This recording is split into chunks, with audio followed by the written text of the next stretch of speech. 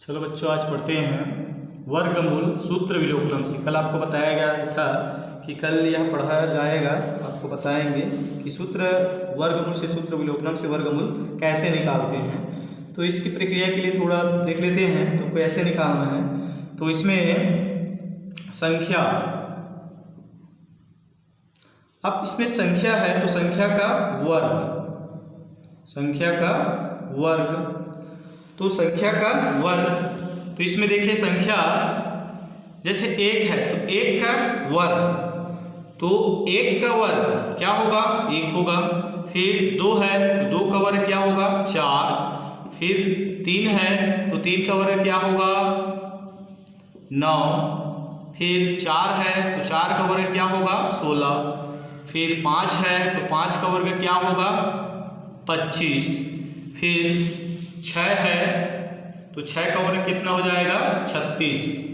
छः है तो छः का वर्ग कितना हो जाएगा, 36।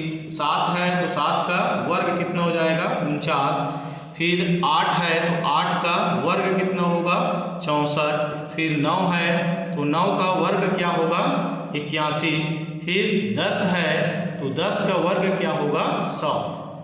तो इस तरह से यहाँ पे देखेंगे संख्या और संख्या का वर्ग, संख्या और संख्या का वर्ग।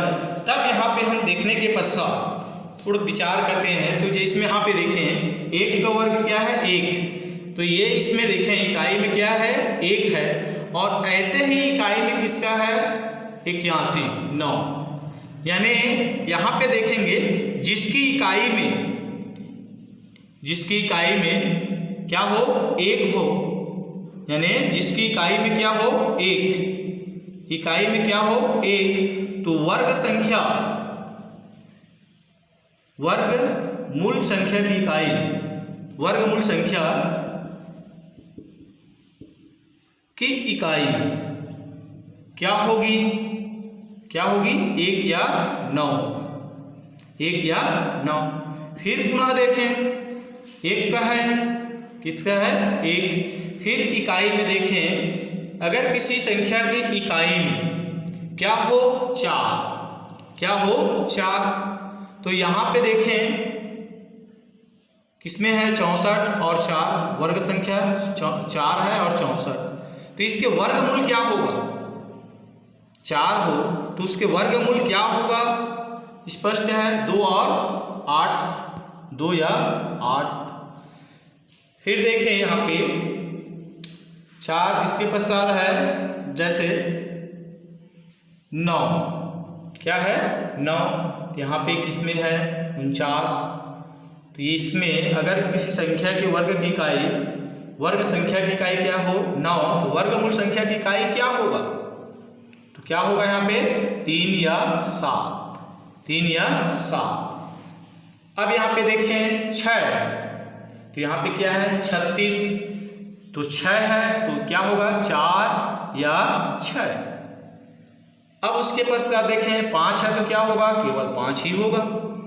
अब इसमें 10 है यानी 2 शून्य है तो क्या होगा, 10 शून्य होगा, कह सकते हैं। तो इस तरह से आप देखेंगे वर्ग संख्या की इकाई, तो वर्गमूल की संख्या आपको पता चल जाएगा। अब इसमें एक स्थिति देखें जैसे 1 है तो 1 या 9 हो रहा है, स्पष्ट हो रहा है 1 या 9। तो 1 अगर आपको याद है, 9 भूल गए तो आपको समझ जाना है कि 1 और 9 यानी कितना होगा, 10। यानी दो संख्या का योग क्या हो रहा है, 10। अगर 4 है तो, अगर 2 याद है तो 8 कितना, 10, 2 या 8 होगा। 3 है, 3 या 7 यानी 10। 4 या 6 यानी 1 याद है तो दूसरा आपको पता चल जाएगा कि क्या है, दूसरा आपको संख्या जैसे 4 आ रहा है तो 6 होगा, 3 है तो 7, 2 है तो 8, 1 है तो 9। किसमें, जैसे वर्ग संख्या की इकाई 1 है तब 1 अगर 9 को भूल जा रहा है तो आपको करना है क्या, देखना है दोनों संख्या का योग क्या होना चाहिए, 10। अगर 4 है तो 4 है तो इसमें आप जैसे 8 को याद है और आप भूल गए किसको, 2, तो हम योग के तहत आप जान जाएंगे योग क्या, 10 यानी इसमें 2। तो इस तरह से ये इसके जानकारी होती है और इसी के आधार पे आपको सवाल बनाना है। तो यहाँ पे देखेंगे फिर प्रश्नावली कैसे हल करना है वह देखें। अब इसमें प्रश्नावली में सवाल है, जैसे फर्स्ट सवाल है 9409, 9409। तो इसका हल, प्रश्न है हल 9409। क्या निकालेंगे? इसका वर्गमूल निकालेंगे। क्या निकालेंगे? वर्गमूल। किससे निकाले? सूत्र विलोपनम से। अब यहाँ पे देखें, इसमें इस ओर से जैसे जोड़ा यानी 2 जोड़ा यानी 2 होगा।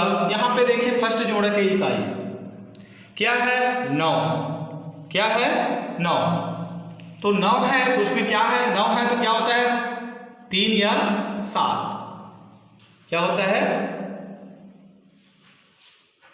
3 या 7। यानी इसकी इकाई में क्या है? 9 है तो क्या होगा? 3 या 7।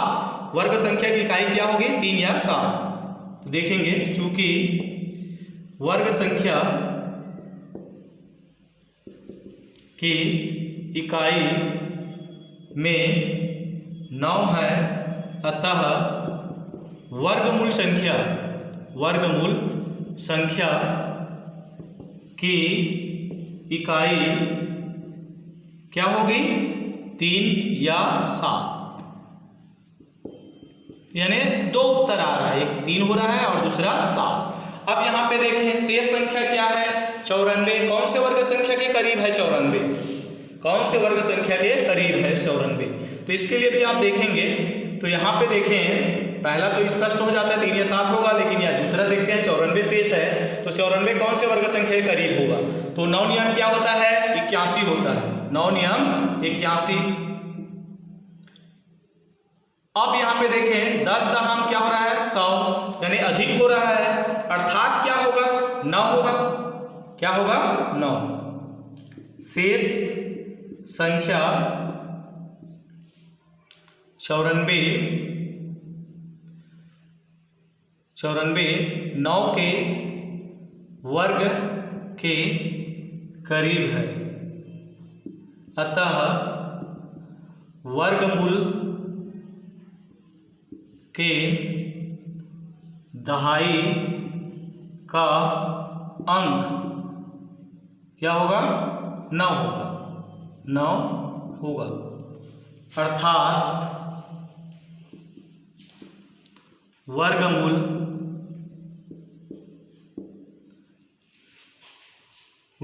संख्या क्या होगा?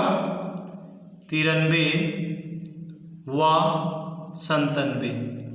यानी इसका आंसर जो है 2 आंसर होगा। एक तो क्या हो सकता है? 93 हो सकता है, और एक तो क्या हो सकता है? 97 हो सकता है। क्या हो सकता है? 93 व 97। अब 93 व 97 तो दोनों के बीच में हम लिखते हैं